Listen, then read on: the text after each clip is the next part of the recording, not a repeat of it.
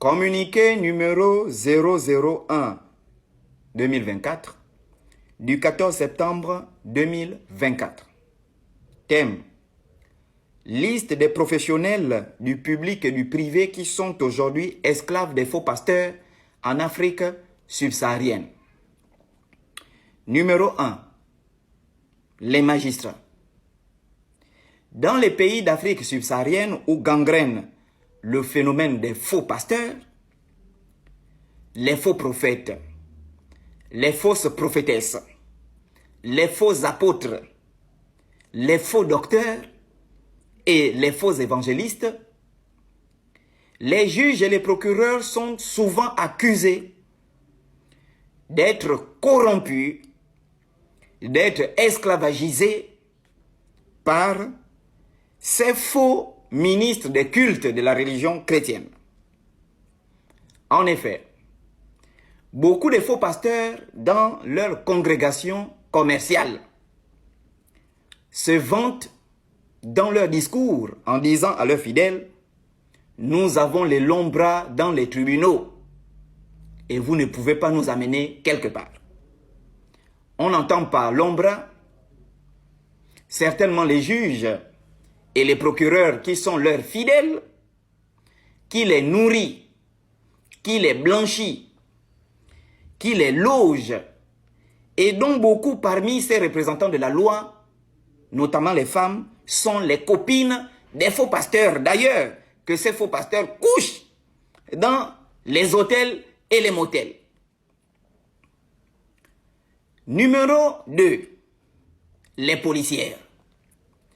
Fatigués d'attraper les bandits dans les rues des pays en Afrique subsaharienne, où gangrène l'insécurité et la criminalité, et fatigués de régler les problèmes dans les commissariats, les femmes policières notamment vont dans les églises des faux pasteurs pour rechercher le bonheur et le mariage. Les faux pasteurs promettent aux policières les bénédictions divines qui vont leur permettre de grimper en grade dans leur corps de métier. Et les manipulent, les escroquent leur argent à travers les dîmes et parviennent à travers ces policières d'infiltrer nos services d'immigration afin de se lancer dans des trafics de visas et des passeports, dont beaucoup de faux pasteurs sont impliqués dans nos pays en Afrique subsaharienne. Tout en sachant que beaucoup de ces faux pasteurs sont des espions qui recueillent les informations pour envoyer dans leurs pays respectifs. 3. Les commerçants. Les commerçants fatigués de vendre au marché, parfois faire 2 semaines, 1 mois sans faire de recettes, vont dans les églises pour rechercher les prières des faux pasteurs, qui les manipulent en leur promettant la prospérité dans les affaires, les voyages partout dans le monde, la richesse, voyage en jet privé, et sucent leur pognon et ne parviennent pas à réussir. D'ailleurs, les commerçants sont la mine d'or des faux pasteurs. 4. Les médecins. Fatigués de soigner les malades dans les hôpitaux publics, beaucoup de médecins créent les cliniques privées. Conscients de ces cliniques, les faux pasteurs corrompent. Et les médecins, notamment les femmes, pour avoir des services gratuits dans les cliniques, notamment les accouchements de leurs femmes, les soins médicaux de leurs enfants et les soins médicaux également de ces faux pasteurs. Nous interpellons donc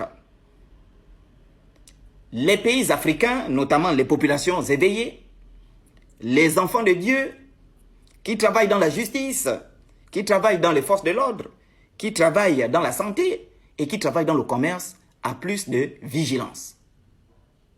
Les faux pasteurs sont une réalité et ils travaillent avec les fétiches et les reliques ancestrales. C'est grâce à ça qu'ils vous fétichent avec les photos qu'ils amènent dans leur temple. Ce communiqué a donc pour objectif d'éveiller les consciences de nos frères, de nos sœurs et de nos mamans partout en Afrique subsaharienne. Fait à Libreville, en République gabonaise, Union Travail Justice, est diffusé partout dans le monde où vivent les enfants de Dieu. Je vous remercie.